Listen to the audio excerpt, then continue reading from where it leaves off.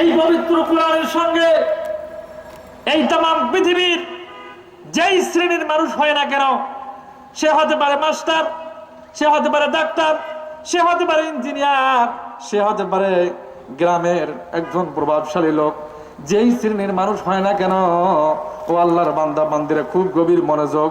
আমরা যদি আল্লাহর কোরআনের সাথে সুসম্পর্ক রাখতে পারি, এই কোরআন আমাদের জন্য সুপারিশ করে আল্লাহর জান্নাতে নিয়ে যাবে। কোরআনের সঙ্গে সুসম্পর্ক রাখার চেষ্টা আমাদেরকে করতে হবে, যে কোনো ভাবে হোক। এখানে এই প্রতিষ্ঠানে কোরআনের শিক্ষা দিতেছে, পাশাপাশি জেনারেল শিক্ষা দিতেছে।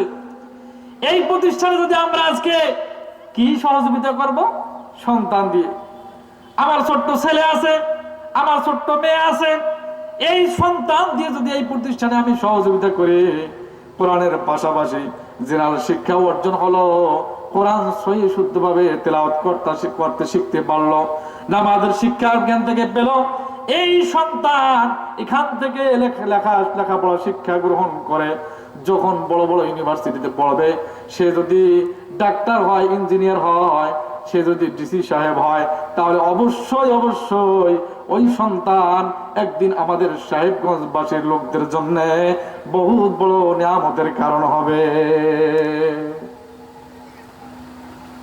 ওই ছেলে যদি রংপুর বড় হাসপাতালের ডাক্তার হয়, আর যদি শুনে সাহেবগঞ্জের রোগী এসেছে, তার ভিতরে যদি কোরআনের শিক্ষা থাকে, সাহেবগঞ্জের কোন রোগী যাওয়ার সঙ্গে সঙ্গে নাম শোনার সাথে সাথে সে যত বড়ই ডাক্তার হোক না কেন, ডাক্তারের চেয়ার থেকে উঠে এসে আগে সালাম দেবে, ঠিক না ঠিক? সেই শিক্ষা এখানে দেওয়া হচ্ছে, কোরআনের শিক্ষা।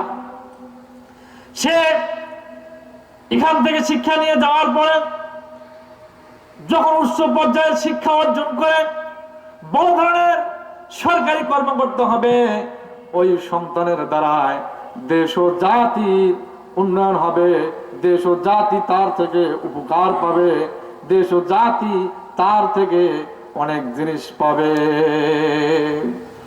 সে তার দ্বারায় সাহেবগঞ্জ থেকে শুরু করে রংপুর জেলা থেকে শুরু করে তাম বাংলাদেশের সে একজন ইসলামিক কার্যের ব্যক্তিত্ব হিসেবে গড়ে উঠবে।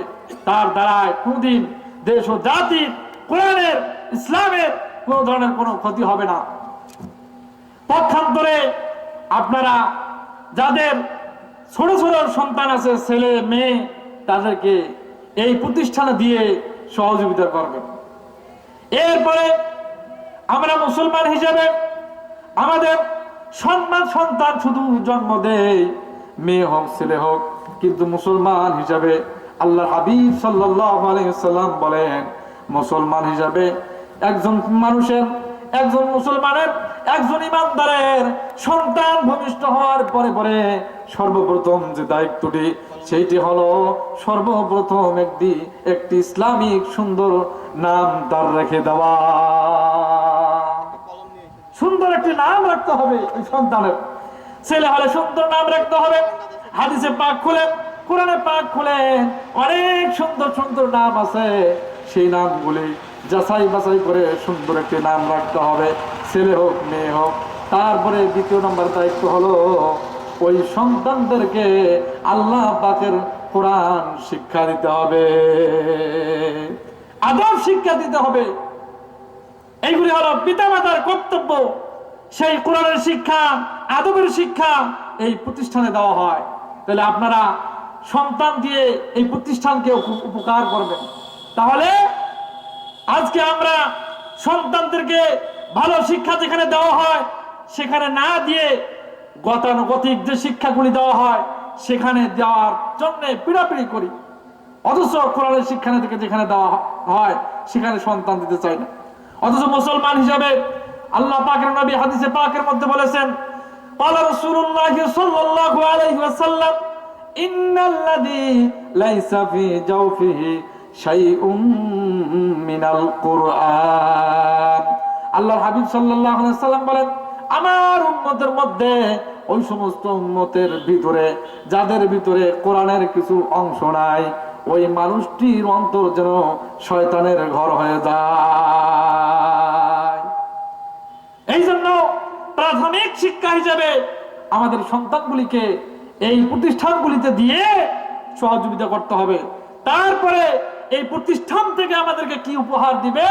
কোরআন পড়নেওয়ালা ছেলে, কোরআন পড়নেওয়ালা মেয়ে আমাদেরকে উপহার দেবে। সেই উপহার নিয়ে আমরা কি করব? এই তো অল্প কিছুদিন পরে, হতে পারে আগামী কালকে।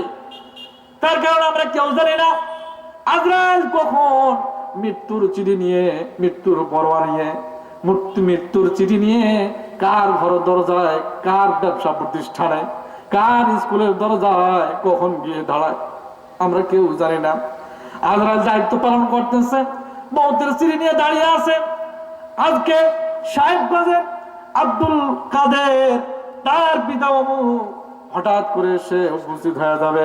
এই মুহূর্তে যখন আজরাইল এসে আপনার জানটাকে কব্জ করে নিয়ে যাবে, এই সময় আপনার ওই ছোট ছোট নবজাত ছেলে আর মেয়ে, কোরআন পড়নেওয়ালা ছেলে আর মেয়ে আপনার পাশে বসে বসে আল্লাহর কোরআন তেলাওয়াত করতে থাকবে। শুধু কি তাই নয়, পক্ষান্তরে আপনাকে আমাকে যখন কবরস্থ করা হবে, দাফন কাফন কর্য করে চলে যাবে, এই মুহূর্তে দুইজন আসরা ফেরেশতা চলে আসবে, কিরামান কাতিবিনা ইয়ালামুনা মা তাফআলুন। এমন দুইজন আসরা ফেরেশতা যারা বান্দা বিন্দু মাত্র ভালো কাজ, বিন্দু মাত্র খারাপ কাজ এড়িয়ে যাবে না। সুবহানাল্লাহি ওয়া বিহামদিহি।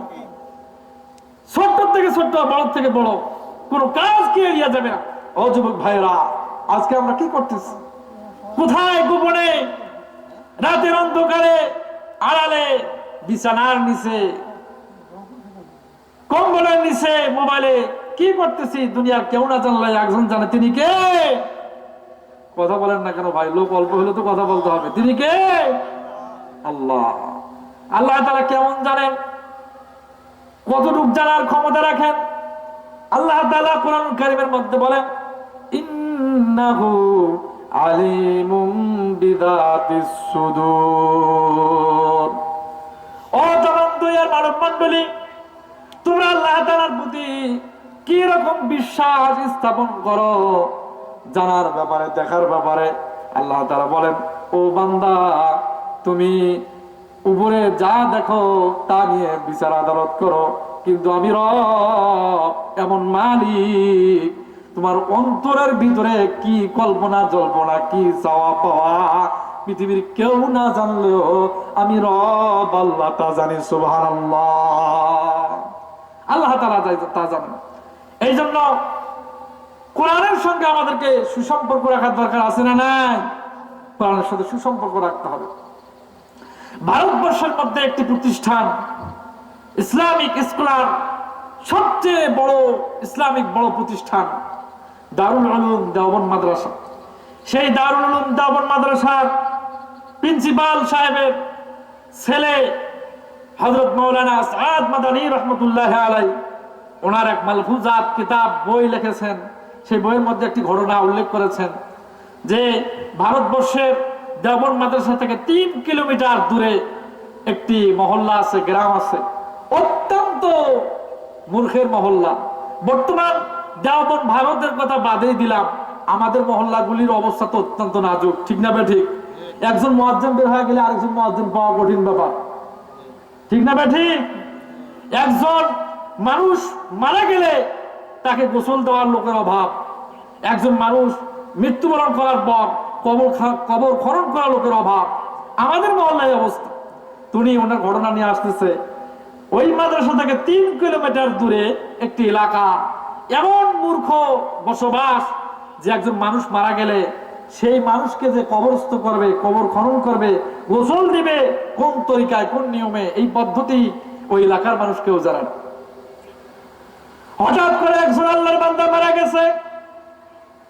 আল্লাহর বান্দা মারা যাওয়ার পর গ্রামের মূর্খ লোকেরা বসে পরামর্শ করলো যে আল্লাহর বান্দাকে কিভাবে কবরস্থ করা লাগবে, কিভাবে জানাজা পড়াইতে হবে আমরা তো জানি না। এখান থেকে অনেক দূরে কবরস্থান, বিশ্ব রোডের পাশে। গ্রামের লোকেরা পরামর্শ করে সকলে মিলে বলল যে খাটলিতে তোলার পরে ওই বিশ্ব রোডের পাশে নিয়ে আমরা দাঁড়িয়ে থাকবো, আর ওই রাস্তা দিয়ে এমন কোন আলিমের খোঁজ যদি আমরা পাই, এমন কোন আলিমের খোঁজ যদি আমরা পাই, তাহলে ওই আলিমের দ্বারাই জানাজা সম্পূর্ণ করে আমরা এই আল্লাহর বান্দাকে কবরস্থ করব। এই পরামর্শ করার পর আল্লাহর বান্দারা এই আল্লাহর বান্দাকে খাটলির মধ্যে উঠাইয়া ওই বড় বিশ্ব রোডের পাশে নিয়ে সকাল থেকে দীর্ঘক্ষণ ধরে দাঁড়িয়ে আছে এলাকার লোকেরা, বীর্য ভরা ভিড়, চতুর্পাশে রাস্তা দুই পাশে দাঁড়িয়ে আছে, এমন কোন আলিমের সন্ধান পায় না। হঠাৎ করে একজন দাড়ি, মুখের মধ্যে দাড়ি, মাথার মধ্যে টুপি, সুন্নতি লিবাস পরা মানুষ বাইসাইকেলে করে দূর থেকে আসতেছে। হঠাৎ করে একজন আল্লাহর বান্দার চোখের মধ্যে পড়ে গেল। আল্লাহর বান্দা চিৎকার দিয়ে বলতেছে, ও গ্রামের ভাইরা, সকলের সামনের দিকে অগ্রসর হয়ে আসেন। ওই যে একজন আল্লাহর বান্দা আসতেছে, নিঃসন্দেহে ওই আল্লাহর বান্দা মনে হয় আলিম হবে। আমরা সকলে মিলে তাকে আটকিয়ে কাকুতি মিনতি করব আর বলবো যে আমার ভাই, আপনি এই আল্লাহর বান্দার কবরস্থ করে আপনি এখান থেকে বিদায় নেবে। আল্লাহর বান্দা যখন সামনের দিকে আসলো, আসার পর দেখলো অনেকগুলি লোক মৃত্যু লোককে, লাশকে সামনে নিয়ে দাঁড়িয়ে আছে। আর সকল মানুষগুলি আমাকে সাইকেল থামাইতে বলল, আমি থামিয়ে গেলাম। যাওয়ার পর সকল লোকগুলি কাকুতি মিনতির সহিত আমাকে বলল, ও আল্লাহর বান্দা, আপনি নিঃসন্দেহে মনে হয় আলিম হবেন, এই আমাদের এই মহল্লার এই আল্লাহর বান্দাকে কবরস্থ না করিয়ে আপনি সামনের দিকে অগ্রসর হবেন না। ওই আল্লাহর বান্দা কোনো আলেম ছিলেন না। ওই আল্লাহর বান্দা পুলিশের চাকরি করতেন। এই পুলিশের চাকরি করা কর্মকর্তা লোকটি মানবিক কারণে সে বাইসাইকেল থেকে নেমে সাইকেল সাইডের মধ্যে রেখে সে সকল লোকদেরকে বললেন, ঠিক আছে আপনারা দাঁড়িয়ে যান, এখনই এই আল্লাহর বান্দার জানাজা শুরু হয়ে যাবে। আল্লাহর বান্দার যখন জানাজা শুরু হয়ে গেল, আল্লাহর বান্দা পুলিশের চাকরি করে, এই আল্লাহর বান্দা মানবিক কারণে জানাজা সম্পূর্ণ করলেন। করার পর যখন কবরস্থানে নিয়ে যাওয়া হলো, গ্রামের সমস্ত লোকগুলি বললেন যে, হুজুর আপনি এই লোকটিকে কবরে নামান, তার কারণ আমরা এই এলাকার লোকেরা সকলে মূর্খ লোক, কিভাবে জানাজা পড়াইতে হয়, কিভাবে কবরস্থ করতে হয়, কোন দোয়া পড়তে হয়, আমরা এই এলাকার লোকেরা কিন্তু কিছুই জানি না। আল্লাহর বান্দা মানবিক কারণে কবরস্থানে গেলেন, কবরের মধ্যে নামলেন, সুন্দরভাবে কবরস্থ করলেন। মাটি সম্পন্ন করার পর আল্লাহর বান্দা গন্তব্যস্থানে যাবেন। গন্তব্যস্থানে গেলেন, তার চাকরিতে জয়েন করলেন। করার পর আল্লাহর বান্দা পকেটে হাত দিয়ে দেখেন যে আল্লাহর বান্দার গুরুত্বপূর্ণ কিছু কাগজপত্র এবং আইডি কার্ড পকেটে ছিল, সেইগুলি আর পকেটের মধ্যে না। আল্লাহর বান্দা চিন্তিত হয়ে গেলেন, কোথায় আমার এই গুরুত্বপূর্ণ কাগজগুলি কোথায় পড়লো? আল্লাহর বান্দা চিন্তায় পড়ে গেলেন আর চিন্তা ভাবনা করতে লাগলেন।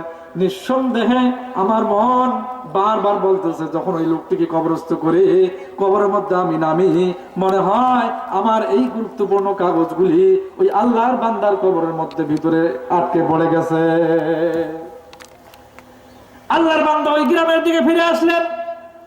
ফিরে এসে ওই গ্রামের লোকদেরকে ডাক দিতেছে। গ্রামের লোকেরা সমস্ত লোকগুলি ওই আল্লাহর বান্দার আওয়াজ শুনে বের হয়ে আসলেন। কি ব্যাপার? এই তো 40-50 মিনিট আগে যে আল্লাহর বান্দা আমাদেরকে জানাজা পড়িয়ে কবরস্থ করিয়ে উপকার করলেন, সেই আল্লাহর বান্দা আবার কেন জানি গ্রামের মধ্যে ফিরে এসেছেন। কি আপনার কি উপকার করতে পারি ভাই বলেন? তখন ওই আল্লাহর বান্দা বললেন, ও গ্রামের লোকেরা, তোমরা সকলে মিলে চলে আসো, মনে হয় আমার কিছু গুরুত্বপূর্ণ কাগজপত্র ওই আল্লাহর বান্দার কবরের ভিতরে পড়ে গেছে। গ্রামের লোকেরা সকলে বলল, ও হুজুর, আপনি যা বলবেন আমরা তাই করতে রাজি আছি, আপনার কি উপকার করতে পারি আপনি বলেন। তখন ওই হুজুর বলল আমার কাগজপাতি ওখান থেকে বের করে দিয়ে উপকার করতে হবে। তখন গ্রামের লোকেরা বলল, হুজুর 40 মিনিট আগে যেই লোকটিকে কবরস্থ করা হয়েছে, মাটি দেওয়া হয়েছে, দাফন কার্যক্রম শেষ করা হয়েছে, আবার এখন ওই লোকটির কবর খনন করা দ্বিতীয়বার শরীয়তে অনুমতি আছে কিনা আমরা কিন্তু এলাকার লোকেরা জানি না। আপনি হুজুর মানুষ, আপনি যা বলবেন আমরা তা করার জন্য প্রস্তুতি আছি। আবার দ্বিতীয়বার ওই কবর খনন করা যাবে কিনা আমরা জানি না। যদি কোরআন হাদিস শরীয়তে অনুমোদন দেয়, তাহলে আপনি যদি অনুমতি দেন, তাহলে আমরা কবর দ্বিতীয়বার খনন করে আপনার গুরুত্বপূর্ণ কাগজ পত্র ওখান থেকে বের করে দেওয়ার জন্য রাজি আছে। আল্লাহর বান্দা গ্রামের লোকদেরকে নিয়ে হেঁটে হেঁটে ওই কবরস্থানে চলে গেলেন। গিয়ে আল্লাহর বান্দা কমিটমেন্ট করতেছেন, বলতেছেন বিসমিল্লাহির রহমানির রহিম বলেন, বিসমিল্লাহ পাঠ করে এই কবরের মাটিগুলি আস্তে আস্তে আস্তে আস্তে ওখান থেকে সরানো হোক, আস্তে আস্তে সরানো হোক। আস্তে আস্তে সরিয়ে যখন জাকলা থেকে একটা দুইটা করে বাঁশ সরানো হলো, 3-4টা বাঁশ সরানোর পরে আল্লাহু আকবার, ওই কবরের ভিতরে কে যেন সুন্দরভাবে কাগজপত্রগুলি ওই মুর্দার লাশের মাথার দিকে গুছিয়ে রেখেছে। আর ওই লাশ দেখা যায় না, পুরা লাশের মাথা থেকে পা পর্যন্ত এত সুন্দর সুগ্রাম দিয়ে এত সুন্দর ফুল ছিঁড়িয়ে ছোটায় রাখছে। আল্লাহু আকবার। আর লাশ দেখা যায় না, পুরা কবর সুন্দর ফুল দিয়ে ভর্তি করে দেওয়া হয়েছে। আর যখন বাঁশগুলি সরানো হলো, এই ফুলের দিকে যখন দৃশ্য গেল, আল্লাহর বান্দাদের চোখের মধ্যে এমন জাতীয় সুন্দর আকৃতির ফুল দেখতে পেল, এই জাতীয় ফুল পৃথিবীর বুকে কোনো জায়গায় কেউ দেখতে পারে না।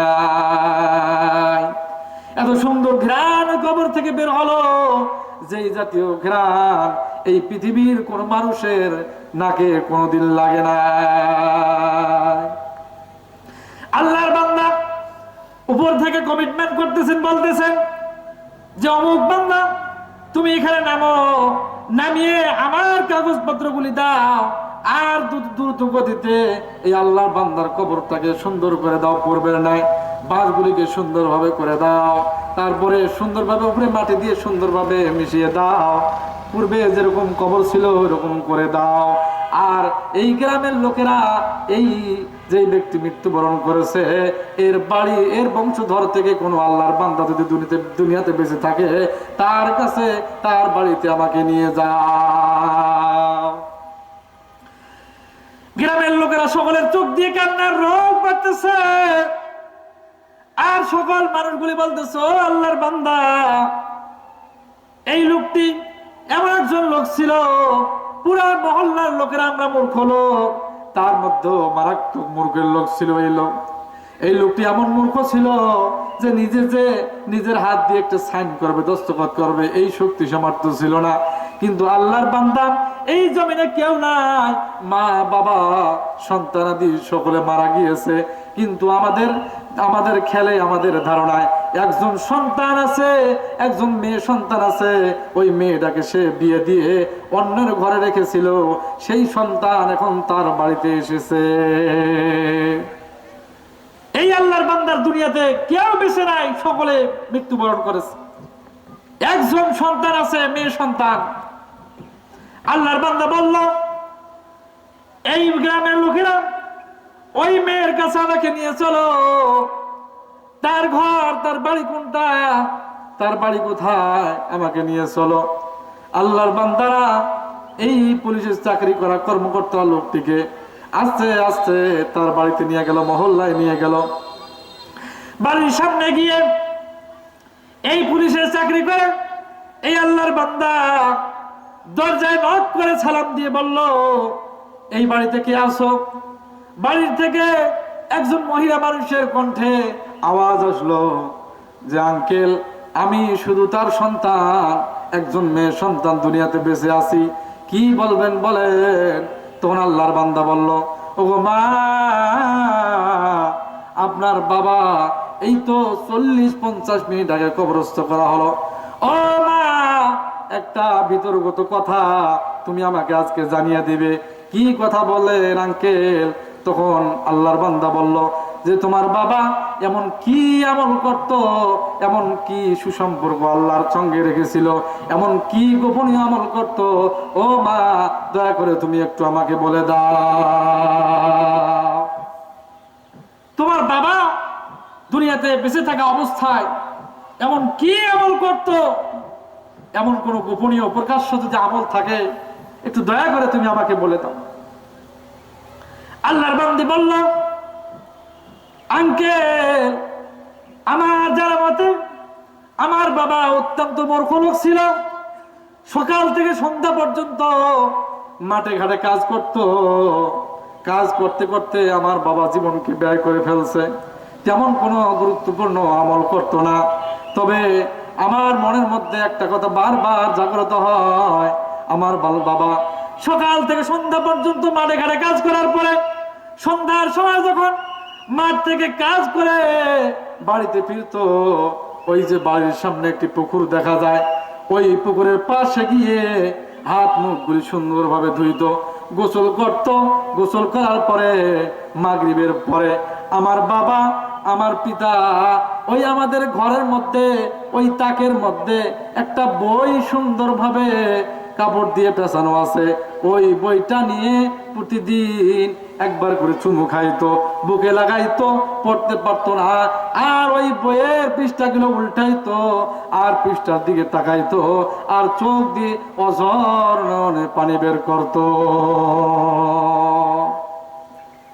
আল্লাহর বান্দা তখন চিৎকার দিয়ে বলল, মা সেই বইখানা একটু দয়া করে আমার হাতে তুমি নিয়ে আসো, আমি একটু বইখানা দেখতে চাই। সে বইখানা কি বই? দুনিয়ার কোন মানব রচিত বই, নাকি রবি ঠাকুরের কোন বই, নাকি কোনো কবিতার বই, নাকি কোনো অন্য কোনো বই? বইটা আমার কাছে নিয়ে আসো। আল্লাহর বান্দি পর্দা মেনটেন করে হাত দিয়ে বইখানা নিয়ে আল্লাহর বান্দা হাতে যখন দিল, আল্লাহর বান্দা বিসমিল্লাহির রহমানির রহিম পাঠ করে ওই বইখানার কাপড় যখন খুললো, খুলে দেখে না না না, দুনিয়ার কোনো বই না, দুনিয়ার মানব রচিত কোনো বই না, রবি ঠাকুরের কোনো বই না, এমন একখানা বই যে বইখানার শুরুতে লেখা আছে সহিহ আল কুরআন। আল্লাহু আকবার বলেন। এই বইখানা পাওয়ার পরে আল্লাহর বান্দা তখনই বলে দিল, না না না, আর বুঝতে আমার দেরি নাই, আর বুঝতে আমার দেরি নাই, এটা দুনিয়াবি কোনো বই না, মানব রচিত কোনো বই না, এটা এমন একখানি কিতাব, আসমানি কিতাব, যেই মহান রব্বুল আলামিন তাম পৃথিবীকে সৃষ্টি করেছেন, সেই রব্বে কারিমের কিতাব। এই রব্বে কারিমের কিতাবের সঙ্গে তোমার বাবা মূর্খ হলে কি হবে? তোমার বাবা দস্তখত করে না জানলে কি হবে? ও মা, আমি বুঝতে পেরেছি তোমার বাবা এই আল্লাহর কোরআন না পড়তে পারলে কি হবে। তোমার বাবা এই কোরআনের সঙ্গে সুসম্পর্ক, গভীর সুসম্পর্ক রেখেছিল। এই জন্য তাম পৃথিবীর মানুষ, এই মহল্লাবাসী, আমরা কবরস্থ করতে দেরি করলেও আসমানের মালিক তোমার পিতার কবর জান্নাতীতে কেরোসন করতে দেরি করেন না। এই জন্য সম্মানিত ভাইরা,